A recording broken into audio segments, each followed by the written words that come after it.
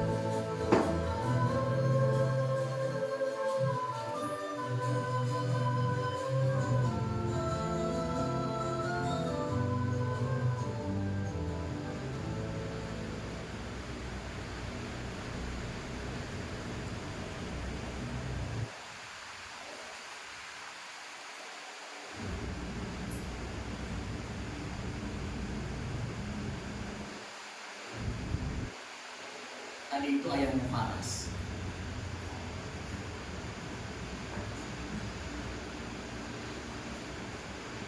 Ayahnya Faras memang sering datang ke rumah. Bercerita tentang banyak hal. Tentang kesehariannya, tentang hobinya, tentang apa saja. Faras adalah pacar sendiri.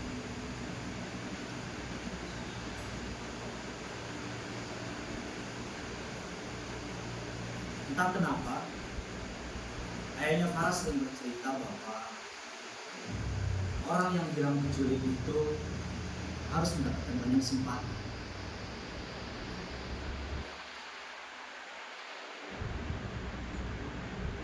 Dan dia sering berkata bahwa Faras sangat kehilangan saudara. Hargai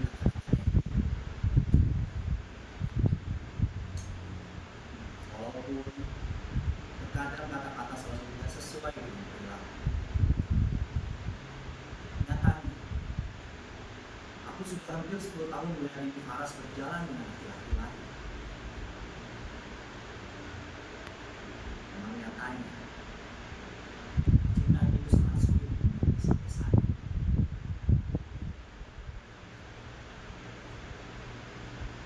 Ibu Haras nyatanya tidak benar-benar merasa hilang.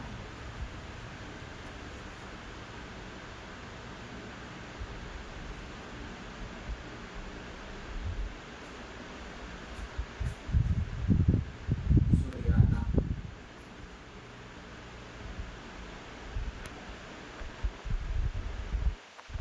anakku yang sudah 10 tahun ini tidak pernah lagi kembali ke rumah.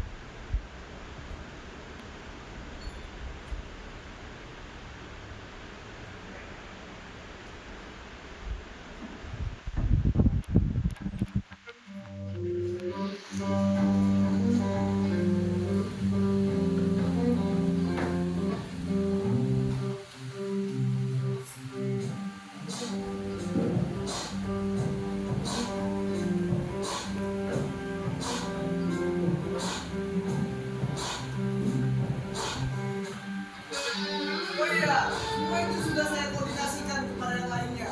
Tenang saja. Ya, ya. Oke. Ya, di sana saya juga akan bertemu dengan biskuit matahari dengan kopi kapal api yang sangat nikmat. Ya, oke, 30 menit. Oke.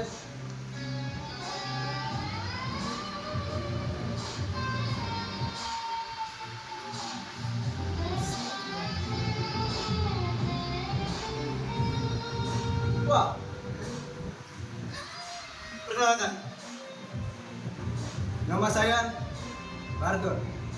Saya hanya ingin melintas saja, dan saya tak perlu meminta izin kepada kalian semua, karena ini adalah rumah saya. Oh iya, di sini juga saya ingin memberitahu hal yang tidak penting, tapi harus kalian dengarkan. Saya menulis sebuah cerita. Cerita ini adalah cerita reformasi. Ya, reformasi mungkin tidak sulit dibikin kalian. Cerita ini tidak sama sekali mengundang tawa, komedi, atau hal-hal konyol lainnya.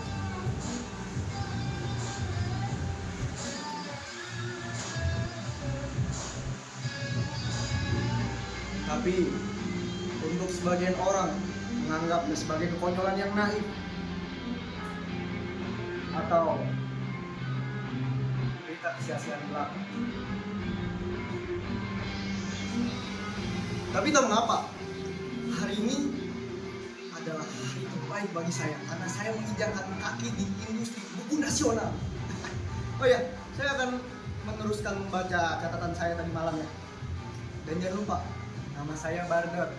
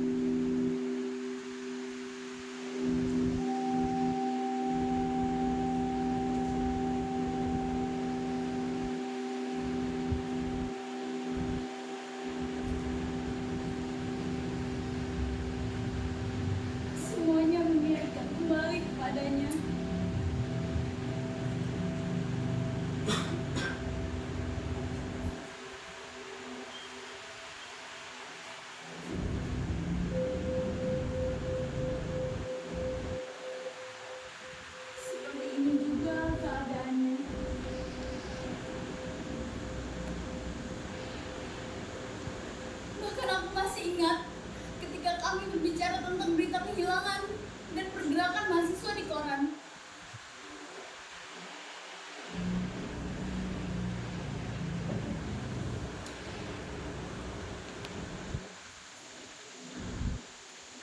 Waktu itu setelah beberapa waktu dia tidak kembali. Aku memang masih percaya bahwa suatu hari dia akan kembali. Kenapa kau tidak percaya? Apa salahnya punya harapan?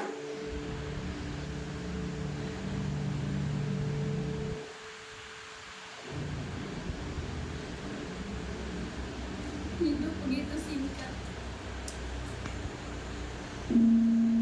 Apa jadinya kalau harapan saja kita tidak punya?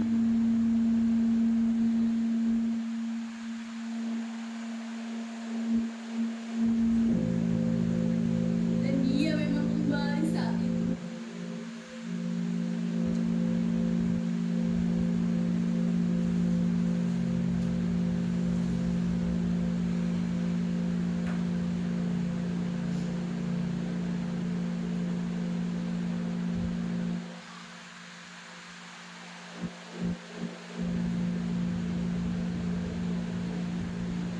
Jadi saat ini pun harapan bahwa pada suatu hari dia akan pulang kembali masih ada.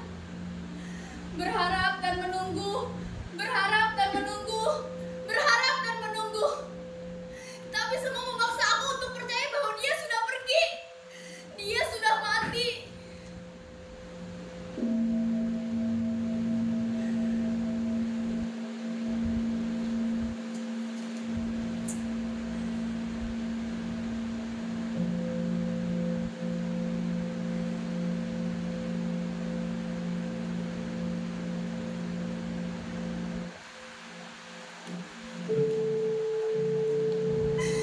Tidak, aku tidak mau percaya itu.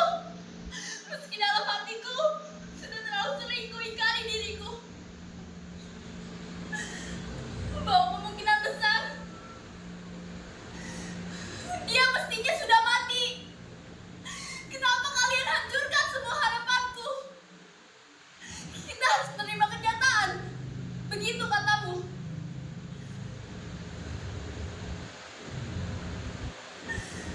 Baik. Aku terima bahwa dia sudah mati sekarang.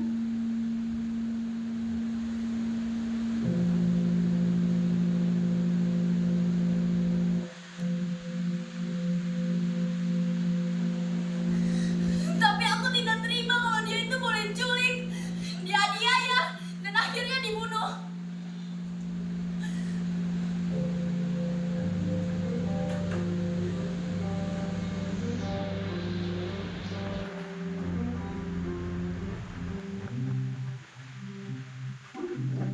Tuhan maksud saya untuk mengurangi masa lalu dalam cerita ini. Apalagi mengurangi kesedihan di masa ini. Tapi sudahlah, saya tidak ingin bertele-tele di sini karena sudah ada biskuit Hatari, kopi kapal api, dan udang garam.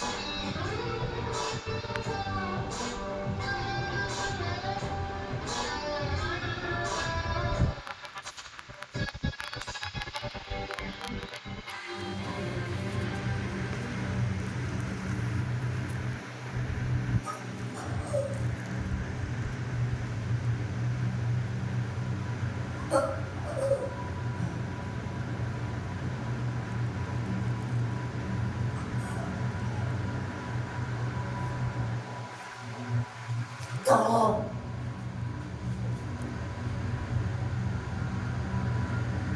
Tolong saya.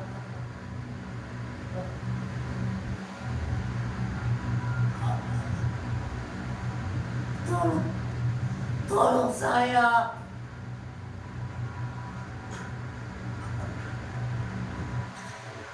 Kenapa?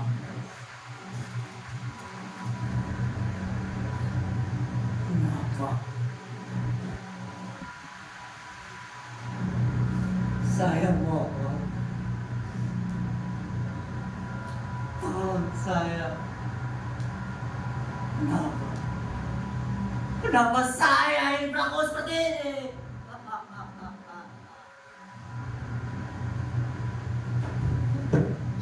Kenapa? Kenapa?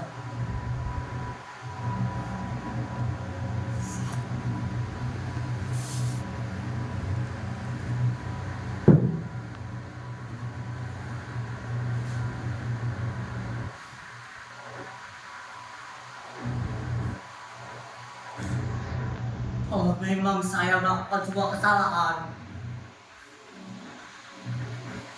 kenapa saya yang melakukan seperti ini?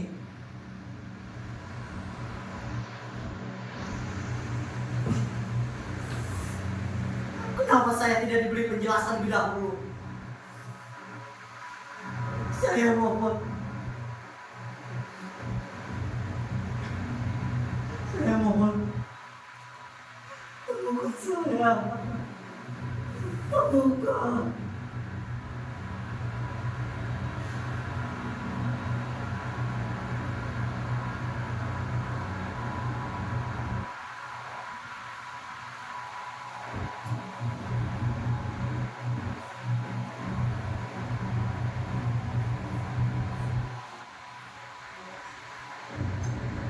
Ruangan macam apa ini?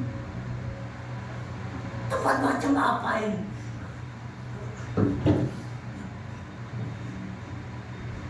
Apakah saya sudah mati atau masih hidup?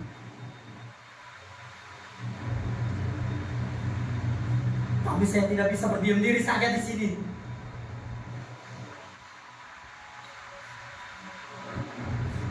Keluarga. Keluarga. Ya. Mereka pasti menunggu saya pulang di rumah. Saya harus bertemu mereka.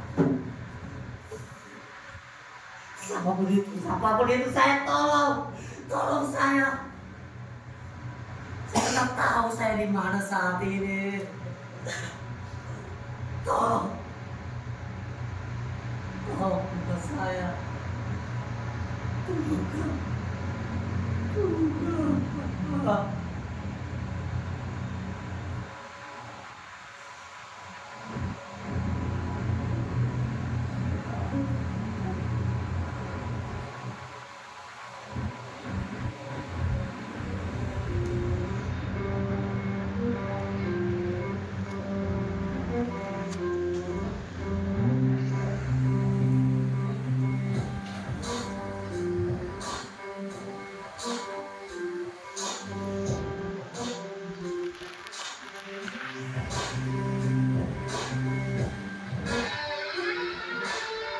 Tak ada benar di sini. Sebab kenalan adalah sebuah gagasan atau ide.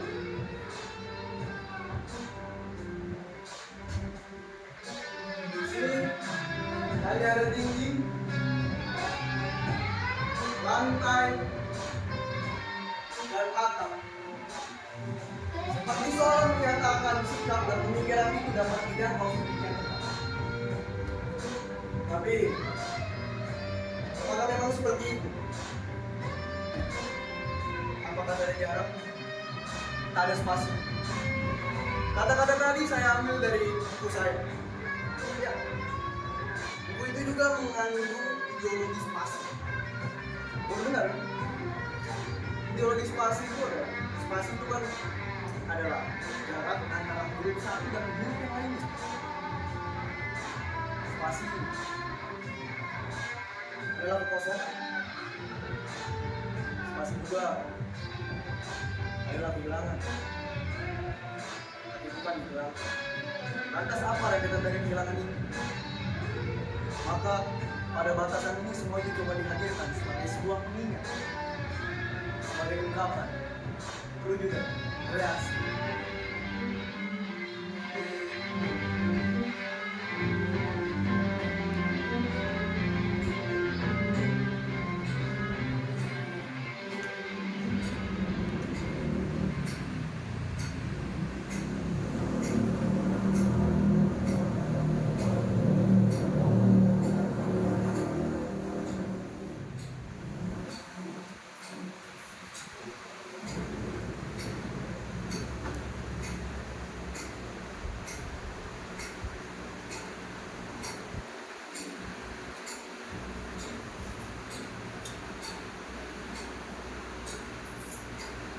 Tapi kamu yang bilang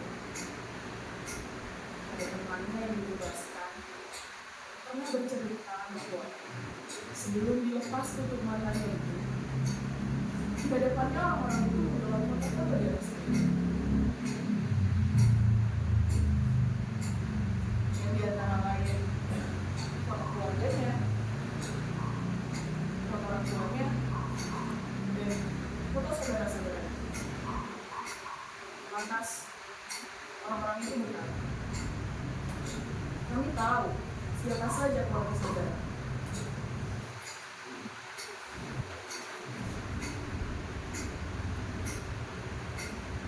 Apa maksudnya kalau bukan mengancam?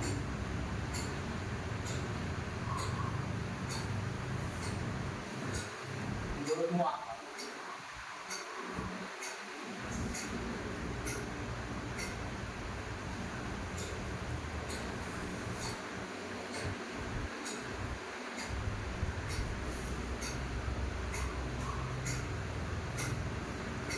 Mereka melakukan itu supaya kita tidak bercerita bukan tentang apa yang mereka lakukan.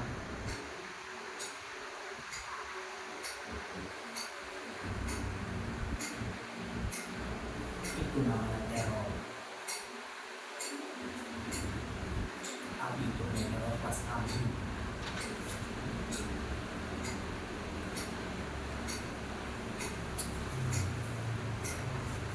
Kalau menurutmu kita bisa diam saja.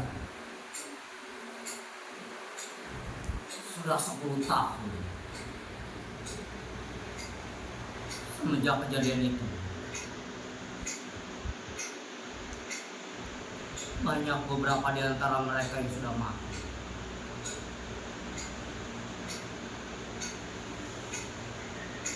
Banyak juga fakta yang belum terungkap. Sejarah yang dihilangkan. Bahkan seorang Munir saja sudah mati.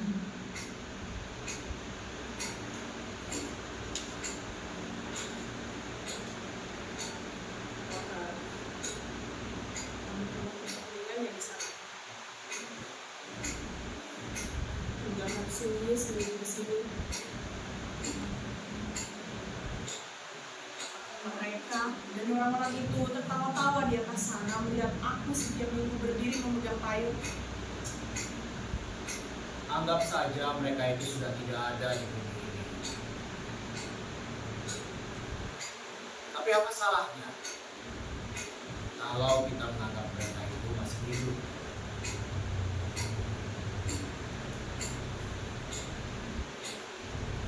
Atau jangan-jangan mereka menganggap bahwa apa yang kita lakukan adalah hal konyol dan perlu ditertawakan. Terkadang aku suka hadir dalam mimpi tentang kalian. Dan kalau aku terbangun, kalian juga pasti terkenang dengan begitu nyata.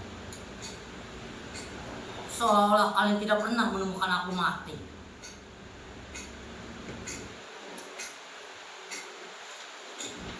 Kemudian kenangan sehari-hari tidak bisa bersama lagi. jiwa memang terasa memberat. Tapi entah kenapa, tubuh justru terasa melayang-layang. Aku mohon Tuhan, jauhkan aku dari dendam.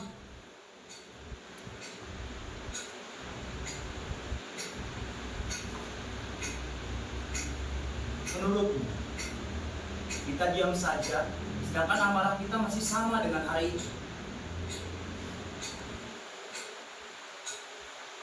Menculik anak orang dan membunuhnya. Apakah setiap orang harus merasakan kehilangan anggota keluarganya terlebih dahulu supaya bisa sama marahnya?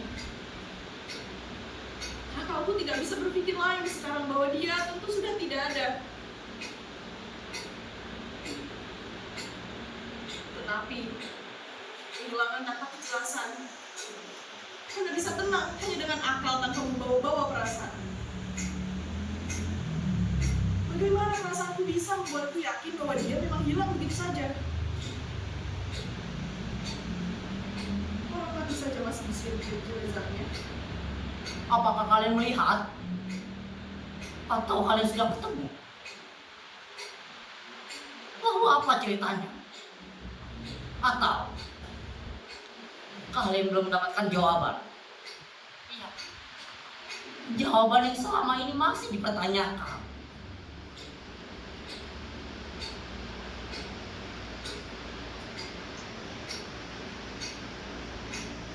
Bagi yang masih hidup, mungkin bertanya-tanya, lalu menjawab sendiri.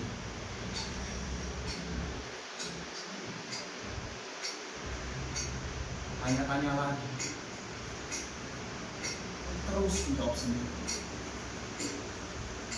Hingga pada akhirnya, dia pun harus merasa sendiri. Lalu pertanyaannya adalah, apakah kita juga harus merasa sendiri semakin banyak orang yang juga merasa kehilangan?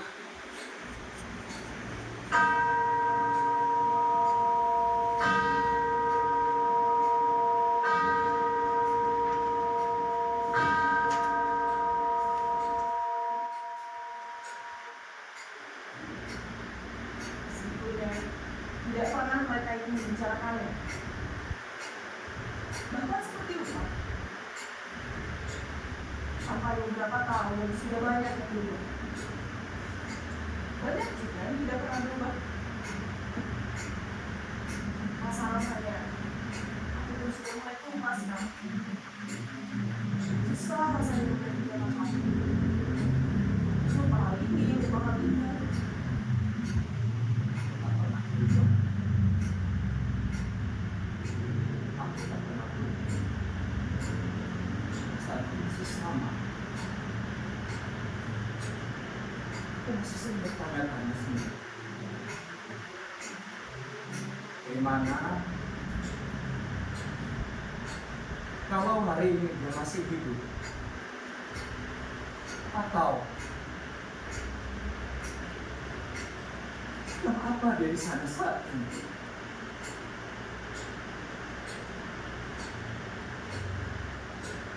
Aku sering marah,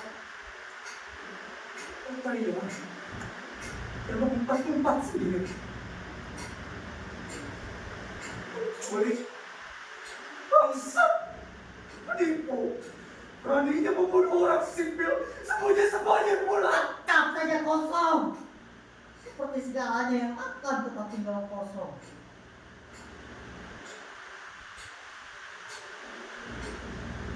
Apakah ini akan menjadi sebuah rahasia yang kalian sendiri pun tidak tahu apa rahasianya? Rahasia sejarah atau rahasia kehidupan?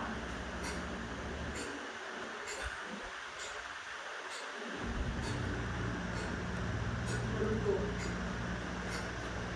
ini bukan rasa kehidupan.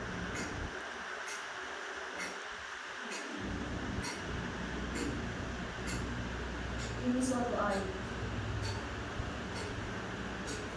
suatu kejahatan yang tidak akan pernah kebongkar.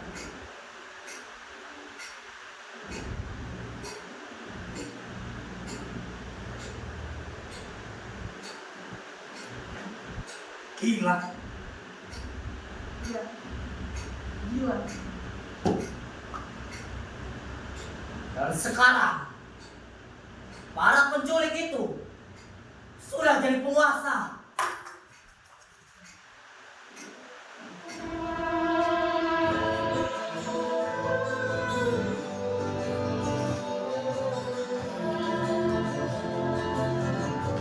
Oh iya, saya lupa. Sebetulnya saya mau tentang kata-kata itu lagi. Tapi saya Bargon.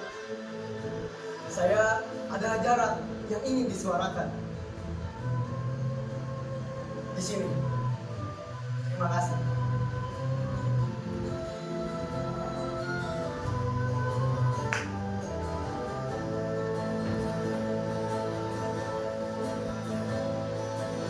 mati tertembak demi aksi dadanya